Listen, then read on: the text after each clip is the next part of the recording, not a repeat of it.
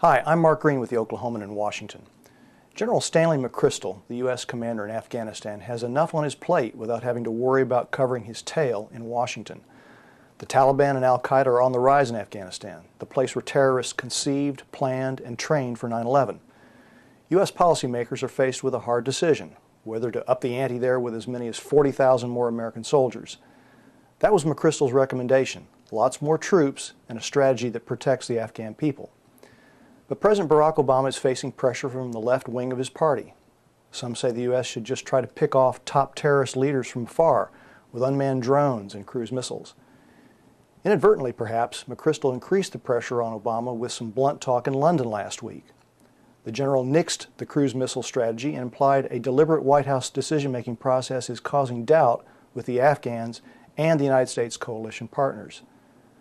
Bluntness is an admirable quality in the Army, but not in Washington. One Obama-supporting pundit wrote that McChrystal should just salute and shut up. The general shouldn't be out in public arguing for his plan. To a degree, that's right. The United States has a long history of generals subordinating themselves to civilian authority. That mindset is a big reason the U.S. hasn't ever had a military coup. There have been some spectacular episodes when generals forgot themselves. Douglas MacArthur was fired when he challenged President Harry Truman over policy differences during the Korean War. Does the current situation rise to that level? Probably not, but it has people talking, which is distracting from the larger and more important question: what will the U.S. do in Afghanistan?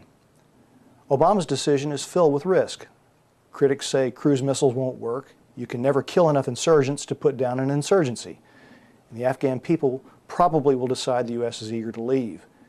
In that case, they'll throw their lot with the insurgents, however reluctantly, because their primary concern is survival. The alternative is a tough, probably long struggle to repeat the success of Iraq. The U.S. doubled down there, tipped public opinion its way, and got good results. But the human cost would be high, and politically, Obama would be at odds with top members of his own party. Tough call.